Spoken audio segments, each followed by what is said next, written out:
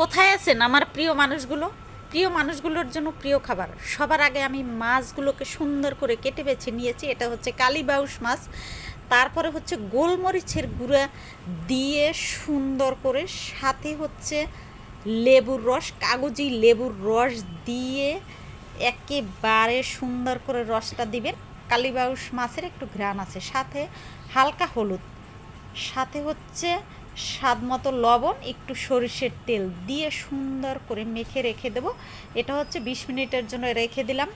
এখন হচ্ছে আমি একটা মশলা তৈরি করব। সবার আগে দিয়েছি মরিচ, আদা আর হচ্ছে কিশমিশ দিয়ে একটু জল দিয়ে সুন্দর করে সিদ্ধ করে নিয়েছি। এখন দিয়ে দেবো এই কড়াইয়েই মাছ ভেজে নেব। তেল দিয়েছি, তেল গরম হয়ে গেছে, দিয়ে দিলাম মাছগুলো। সুন্দর করে, সবচেয়ে সুন্দর করে মাছগুলোকে ভেজে নিতে হবে। দেখুন মাছটা কত সুন্দর ডিম হয়েছে। তো মাছগুলোকে একেবারে কড়া কড়া করে ভেজে নিতে হবে, তাহলেই দারুণ হবে।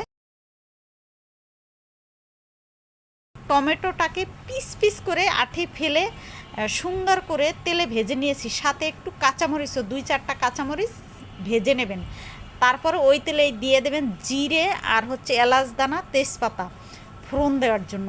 দিয়ে দেবো সেই বাটা মশলাটা। আর মশলাকে কষানোর জন্য দিয়ে দেবো জল, দিয়ে দেবো হলুদ। তারপর মশলা কষানো হয়ে গেছে, তেল ডিসচার্জ হয়ে গেছে, দিয়ে দেবো জল, স্বাদ মতো লবণ। ঝোল ফুটে উঠেছে। এখন হচ্ছে মাছগুলোকে একেবারে সুন্দর করে দিয়ে ঢেকে দেবো। মাছ হয়ে গেছে দেখুন।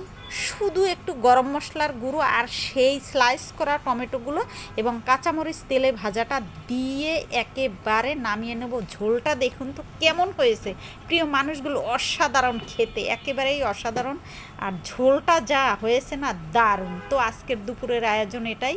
দেখুন সাথে আছে স্যালাড, টমেটো, সাদা ভাত, লেবু আর হচ্ছে সেই কালীবাউস মাছের লাল লাল ঝোল, মানে সে এক অসাধারণ। এটা হচ্ছে আদা বাটায় কালীবাউস মাছের ঝোল, খেতে অসাধারণ। আপনার আর কিচ্ছুটি দরকার হবে না। তো প্রিয় মানুষগুলো, অবশ্যই সাদামাঠা খেতে হয় গরমের দুপুরে, খেতে অসাধারণ এবং দেখতে অসাধারণ। তো সবাই ভালো থাকবেন। আর প্রতিভা কিচেন অবশ্যই লাইক, কমেন্ট, শেয়ার করবেন, সাবস্ক্রাইব করে আমার পাশে থাকবেন। সবাইকে ধন্যবাদ।